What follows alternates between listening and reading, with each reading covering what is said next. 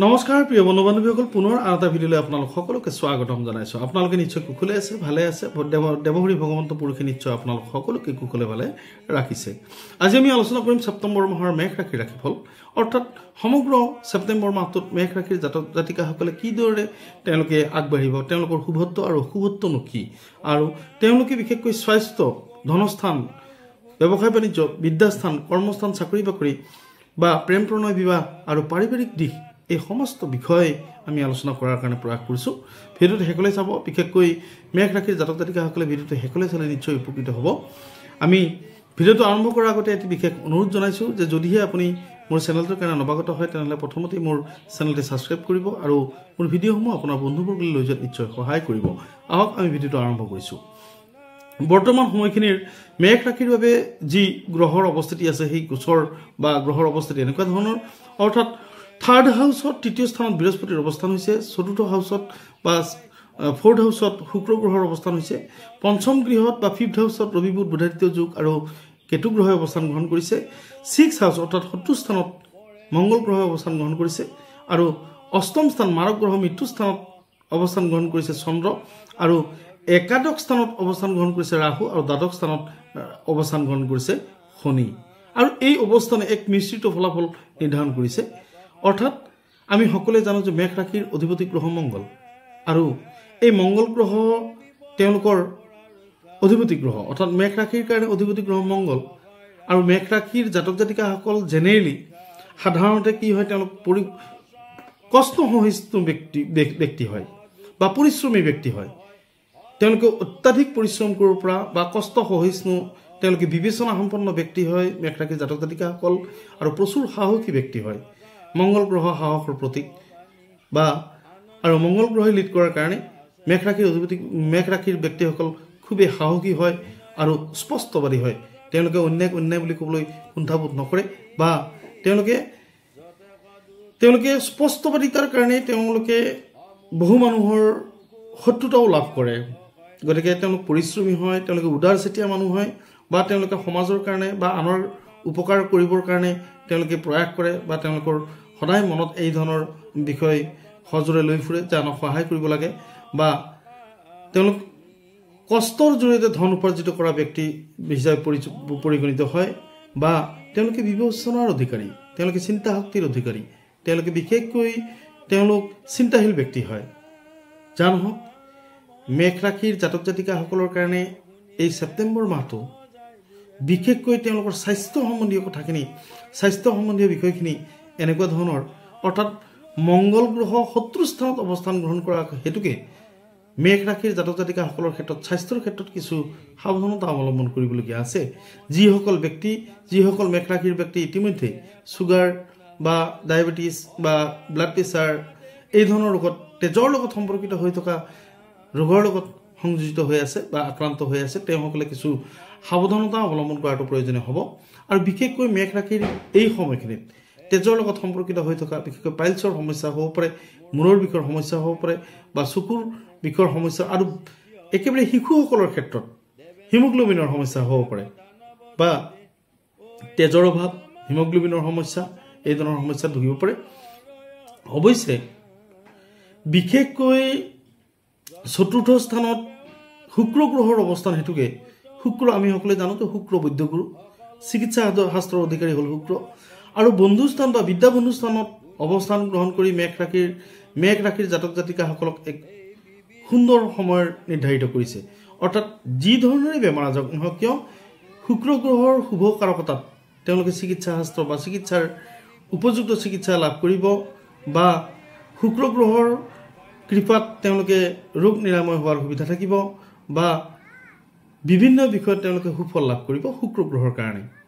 অৱশ্যে পূৰ্বৰে পৰা আক্ৰান্ত হৈ থকা বেমাৰীসকলে বা পূৰ্বৰে পৰা আক্ৰান্ত হৈ থকা ব্যক্তিসকলে কিছু সাৱধানতা অৱলম্বন কৰাৰ প্ৰয়োজন আছে। আমি হৈছোঁ ধনস্থান সম্বন্ধীয় বিষয়খিনি। ধনস্থান, মেঘ ৰাশিৰ ধনস্থান নিৰূপণ হৈছে বৃষ ৰাশিত, আৰু বৃষ ৰাশিৰ অধিপতি শুক্ৰ অৱস্থান গ্ৰহণ কৰিছে চতুৰ্থ স্থানত। গতিকে ধনস্থান অত্যন্ত সুন্দৰ বুলি ক'ব পাৰি মেঘ ৰাশিৰ জাতক জাতিকাসকলৰ ক্ষেত্ৰত। অৰ্থাৎ ছেপ্টেম্বৰ মাহটোত বিশেষকৈ তেওঁলোকে বন্ধুবৰ্গৰ সহায় সুবিধা লাভ কৰিব, বা তেওঁলোকৰ ধন সঞ্চয় হ'ব, বা তেওঁলোকে বিশেষকৈ ধন উপাৰ্জন কৰাৰ নতুন কৌশল বা নতুন পথ নতুন উৎস লাভ কৰিব। ধনস্থান অত্যন্ত সুন্দৰ।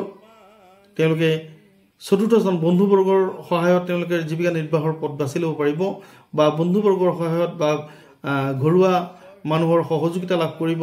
ব্যৱসায় বাণিজ্যৰ ক্ষেত্ৰত অত্যন্ত সুন্দৰ।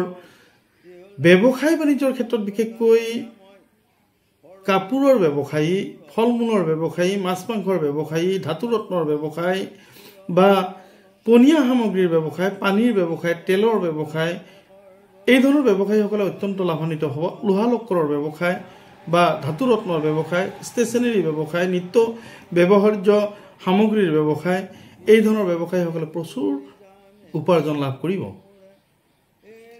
অৱশ্যে ষষ্ঠ স্থানত মংগল গ্ৰহৰ অৱস্থান হেতুকে টকা পইচা কেন্দ্ৰিক বিবাদ সংঘটিত হ'ব পাৰে বা ব্যৱসায়ৰ দিশত আত্মীয় মানুহৰ শত্ৰুতা হ'ব পাৰে। গতিকে আমি আহিছোঁ বিদ্যাস্থান সম্বন্ধীয় বিষয়খিনি লৈ। বিদ্যাস্থান অত্যন্ত উন্নত। চতুৰ্থ বিদ্যাবন্ধু স্থানত শুক্ৰ গ্ৰহৰ অৱস্থান হেতুকে বিশেষকৈ ছায়েন্স বা অংক, বিজ্ঞান অংক গৱেষণাৰ ছাত্ৰ ছাত্ৰীসকল, পদাৰ্থ বিজ্ঞান, ৰসায়ন শাস্ত্ৰ, এই ধৰণৰ ছাত্ৰ ছাত্ৰীসকলে অত্যন্ত উন্নত ফলাফল প্ৰদৰ্শন কৰিব বা তেওঁলোকৰ উচ্চ সন্মানপ্ৰাপ্ত হ'ব বা বিদ্যা শিক্ষা কৌশলৰ কাৰণে নতুন নতুন কৌশল তেওঁলোকে আয়ত্ব কৰিব। বিদেশ ভ্ৰমণৰ সুবিধা পাব ছেপ্টেম্বৰ মাহত বা তেওঁলোকৰ এই সময়খিনিত আত্মসংযমতা নিৰ্ধাৰণ হ'ব বা আত্মসংযমৰ ৰক্ষা হ'ব। তেওঁলোকে ধৈৰ্য শক্তি বা স্মৃতি শক্তিৰ ক্ষেত্ৰত অত্যন্ত এক নতুন সময় বুলি গণ্য কৰিব পাৰি এই সময়খিনি। গতিকে বিদ্যাস্থান অত্যন্ত সুন্দৰ। শিক্ষাৰ্থী বিদ্যাৰ্থীসকলে তেওঁলোকৰ নিজা নিজা বিষয়সমূহত মনোগ্ৰাহীকৈ পঢ়াৰ বা অধ্যয়ন কৰাৰ সুবিধা পাব। আমি আহিছোঁ কৰ্মস্থান বা চাকৰি সম্বন্ধীয় বিষয়খিনিক লৈ। অৰ্থাৎ দশম স্থানত যদিও কোনো গ্ৰহ নাই, দশম স্থানৰ অধিপতি গ্ৰহ শনি, আৰু শনি ইতিমধ্যে 12 হাউচত অৱস্থান গ্ৰহণ কৰিছে। সেয়েহে কৰ্মস্থান আৰু চাকৰি বাকৰিৰ ক্ষেত্ৰত বিশেষকৈ শুক্ৰ আৰু বৃহস্পতি গ্ৰহৰ শুভকাৰকতাত মেঘ ৰাশিৰ জাতক জাতিকাসকলে কৰ্মস্থান কৰ্মপ্ৰাপ্তি হ'ব। তেওঁলোকৰ চাকৰি বাকৰি হোৱাৰ সুন্দৰ সুবিধা লাভ কৰিব। আৰু বিশেষকৈ তেওঁলোকে যিহেতুকে কৰ্মস্থানৰ অধিপতি গ্ৰহ শনিৰ কাৰণে ইঞ্জিনিয়াৰিং ৱৰ্কছ বা পানীৰ লগত জড়িত হৈ থকা বা মাটিৰ লগত জড়িত গ্ৰাম সেৱকৰ চাকৰি, ইৰিগেশ্যনৰ চাকৰি, পাব্লিক হেল্থৰ চাকৰি, ইঞ্জিনিয়াৰিং ৱৰ্কছ, এই ধৰণৰ বিষয়বিলাকত তেওঁলোকে চাকৰি লাভ কৰিব বা শুক্ৰ আৰু বৃহস্পতি গ্ৰহৰ কাৰণে বিশেষকৈ স্কুলৰ চাকৰি, কলেজৰ চাকৰি, হাইকোৰ্টৰ চাকৰি, এই ধৰণৰ চাকৰিসমূহত তেওঁলোকে মুকল কৰাৰ সুবিধা পাব। গতিকে কৰ্মস্থান অত্যন্ত উন্নত চাকৰি বাকৰিৰ ক্ষেত্ৰত। আৰু যিসকল লোক চাকৰিয়াল সেইসকলৰ কাৰণে অত্যন্ত সুন্দৰ সময় ছেপ্টেম্বৰ মাহটো। তেওঁলোকে মান সন্মান লাভ কৰিব। তেওঁলোকে বিশেষকৈ যিসকল লোক প্ৰাইভেট ছেক্টৰত আছে, অৰ্থাৎ ব্যক্তিগত অনুষ্ঠান প্ৰতিষ্ঠানৰ লগত জড়িত হৈ আছে, তেওঁলোকৰ অত্যন্ত সুন্দৰ হ'ব। কিয়নো মালিক পক্ষৰ পৰা তেওঁলোকে মৰম স্নেহ শ্ৰদ্ধা এই ধৰণৰ বুটলিবলৈ সক্ষম হ'ব বা বিশ্বাসভাজন হোৱাৰ সম্পূৰ্ণ সুবিধা পাব। আৰু উচ্চপদস্থ বিষয়াসকলৰ বিশেষকৈ চাকৰিয়ালসকলে উচ্চপদস্থ বিষয়াসকলৰ স্নেহভাজন হ'বলৈ সক্ষম হ'ব। গতিকে আমি আহিছোঁ প্ৰেম প্ৰণয় বিবাহৰ ক্ষেত্ৰত। সপ্তম স্থানৰ অধিপতি গ্ৰহ শুক্ৰ। গতিকে শুক্ৰ চতুৰ্থ বন্ধু স্থানত থকা হেতুকে প্ৰেমৰ ক্ষেত্ৰত অত্যন্ত সুন্দৰ বুলি ক'ব পাৰি। মেঘ ৰাশিৰ জাতক জাতিকাসকলৰ ক্ষেত্ৰত প্ৰেমাস্পদৰ সৈতে মিলিত হ'ব বা অনাগত দিনৰ পৰিকল্পনা তেওঁলোকে সহযোগিতা লাভ কৰিব। আৰু বিশেষকৈ বিবাহৰ ক্ষেত্ৰত অত্যন্ত সুন্দৰ বুলি পৰিগণিত হৈছে। বন্ধুৰ জৰিয়তে বা আত্মীয় মানুহৰ জৰিয়তে বিবাহ কেন্দ্ৰিক বিষয় আলোচনা হ'ব বা বিবাহৰ দিন নিৰ্ধাৰণ হ'ব বা বিবাহৰ কাৰণে অত্যন্ত সুন্দৰ সময় বুলি বিবেচিত হৈছে এই সময়খিনি। আমি একেবাৰে শেষৰ বিষয়টোলৈ আহিছোঁ। শেষৰ বিষয়টো হৈছে পাৰিবাৰিক বিষয়। আৰু পাৰিবাৰিক ক্ষেত্ৰখনত অৰ্থাৎ পঞ্চম স্থানত অৱস্থান গ্ৰহণ কৰিছে ৰবি বুধ বুধাদিত্য যোগ আৰু কেতু গ্ৰহই। পাৰিবাৰিক অত্যন্ত সুন্দৰ হ'ব, অত্যন্ত শুভ হ'ব পাৰিবাৰিক দিশত। আৰু পাৰিবাৰিক দিশত অৱশ্যে কেতু গ্ৰহৰ অৱস্থানে কিছু মনোমালিন্য সৃষ্টি কৰিব। আত্মীয় মানুহ বা বন্ধুবৰ্গ, বন্ধুৰ ক্ষেত্ৰত অকণমান কিছু শত্ৰুতা লাভ কৰিব। পাৰিবাৰিক ক্ষেত্ৰখন অত্যন্ত শুভ বুলি বিবেচিত হৈছে বৰ্তমানৰ সময়খিনি। ছেপ্টেম্বৰ মাহৰ প্ৰতিটো দিনেই বিশেষকৈ পাৰিবাৰিক ক্ষেত্ৰত অত্যন্ত শুভ ফল প্ৰদৰ্শন হ'ব মেঘ ৰাশিৰ জাতক জাতিকাসকলৰ ক্ষেত্ৰত।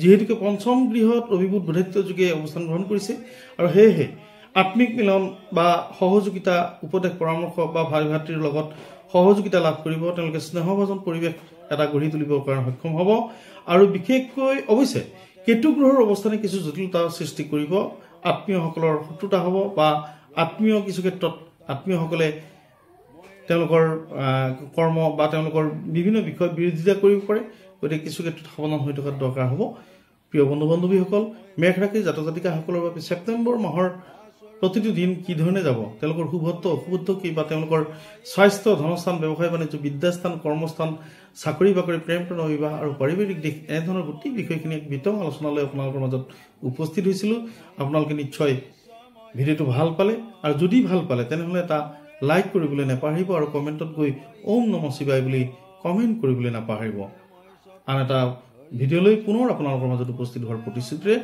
ধন্যবাদ